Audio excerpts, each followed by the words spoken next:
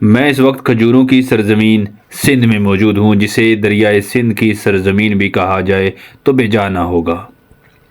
اور یہ جو مقام جس کی سیر کروانے کے لیے میں آپ کو لے کے آیا ہوں، یہ ستین جوستان کے نام سے مشہور ہے، جو کہ تحصیل روڑی، ضلع سکر میں دریائے سندھ کے بالکل کنارے واقع ہے۔ اگر آپ ایسی جگہ کی سیر کرنا چاہتے ہیں جس کی تاریخی، مذہبی اور جمالیاتی اہمیت مسلم ہے، تو ستین جوستان تحصیل روڑی، ضلع سکر سے بہتر کوئی جگہ نہیں ہو سکتی۔ اگر آپ اس جگہ کے بارے میں مکمل معلومات حاصل کرنا چاہتے ہیں تو آخر تک ویڈیو سے جڑے رہیے گا۔ ویسے تو یہ جگہ 7 سہیلیوں کے مزار کے نام سے مشہور ہے، جسے سندھی میں ستین جوستان کہا جاتا ہے۔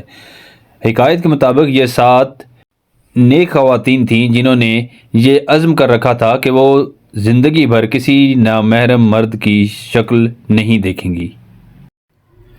راجہ دہر کے دور میں ان 7 بیویوں نے اوباش لوگوں سے اپنی عزت بچانے کے لیے دعا مانگی کہ اے اللہ ہماری عصمت و آبرو محفوظ رکھ۔ ان کی دعا کے نتیجے میں کرشماتی طور پر ایک چٹان بیویوں پر آ گری اور وہ اپنی آبرو گنوانے سے محفوظ رہتے ہوئے چٹان میں دب کر دار فانی سے کوچ کر گئیں۔ آج بھی ان بیویوں کی تربت والے کمرے میں کوئی مرد داخل نہیں ہو سکتا۔ اس روایت کی وجہ سے یہ مقام سندھ بھر میں ستین جوستان یعنی 7 سہیلیوں کا آستانہ یا مشہور مزار کے نام سے مشہور ہوا۔ تاہم تاریخ اس روایت سے متعلق کوئی مستند ثبوت یا شواہد پیش نہیں کرتی۔ تاہم تاریخ نویسوں اور محققین کا یہ کہنا ہے کہ 7 بیویاں کون تھیں، کہاں سے آئی تھیں، تاریخ اس حوالے سے کسی بھی قسم کا جواب نہیں دیتی۔ 7 بیویوں کی کہانی من گھڑت اور روایات کی بنیاد پر قائم ہے۔ ستین جوستان سے شہرت پانے والی یہ جگہ در حقیقت قاسم خانی ہے، جسے خانِ زمانہ گورنر سندھ ابو قاسم المعروف نمکین نے اپنی آخری آرام گاہ کے طور پر چنا تھا اور اس کا نام صفحۂ صفا رکھا تھا۔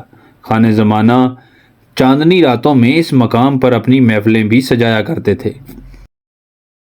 دریا کے کنارے یہ پہاڑی نما ٹیلہ گورنر کو اس قدر پسند آیا کہ اس نے یہیں پر پڑاؤ ڈالنے کا فیصلہ کیا اور اپنی بیٹھک بنانے پر بھی مجبور ہوا۔ وفات کے بعد گورنر ابو قاسم المعروف نمکین اور ان کے اعزاء و اقارب اور ملازمین کو اسی پہاڑی ٹیلے پر دفن کیا گیا۔ ابو قاسم نمکین کو سب سے اونچے مقام پر دفن کیا گیا، جبکہ اس کے اطراف میں ان کے اہل خانہ، عزیز و اقارب اور قریبی تعلقات رکھنے والوں کی تقریباً 100 سے زیادہ قبریں موجود ہیں۔ یہ چھوٹا سا قبرستان 4 چبوتروں پر مشتمل ہے۔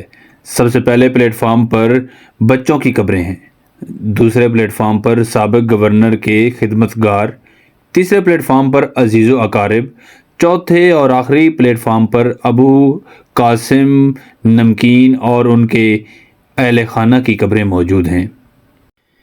ان قبروں پر اکبر اعظم کے دور کے رسم الخط کے کتب نصب ہیں۔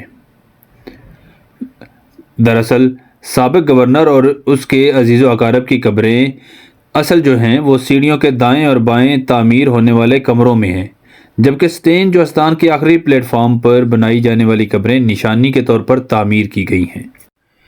ستین جوستان کو مختلف زاویوں سے دیکھا جائے تو اس میں مغلیہ دور کے ماہر کاریگروں نے چھوٹے اور بڑے 12 مینار تعمیر کیے تھے، جن میں سے اکثر مینار خستہ حالی کا شکار ہیں۔ ایک 12 دری نما عمارت بھی موجود ہے۔ 4 مینار ابو قاسم اور اس کے خاندان کی قبروں کے تعمیر کردہ پلیٹ فارم کی نشاندہی کرتے ہیں۔ ماہر کاریگروں نے، جن کا تعلق راجستھان سے بتایا جاتا ہے، ماہرانہ انداز سے پتھروں کو کاٹ کر اس پر اعلیٰ قسم کی کاشی اور ٹائلز کا استعمال کر کے اسے ایک شاندار عمارت میں تبدیل کیا۔ اس آستانے کے عقب میں بہتا ہوا دریائے سندھ اور مشہور زمانہ لینڈز ڈاؤن برج اس مقام کی دلکشی اور خوبصورتی کو 4 चांद लगा देते हैं। बहुत प्यारी जगह थी। तारीखी क्या नाम बताया था आपने अकबर के? वो अकबर बादशाह का गवर्नर था। क्या नाम था उसका? खान जमान मीर अबुल कासम। खान जमान मीर अबुल कासम। अबुल कासम इनकी बड़ी बड़ी खबर है। वो अकबर बादशाह का गवर्नर था। अच्छा अच्छा, गवर्नर का अपना खानदान है। ठीक है। ये बात ये सारा उसका ख़ानदान है? अपना खानदान। ठीक है।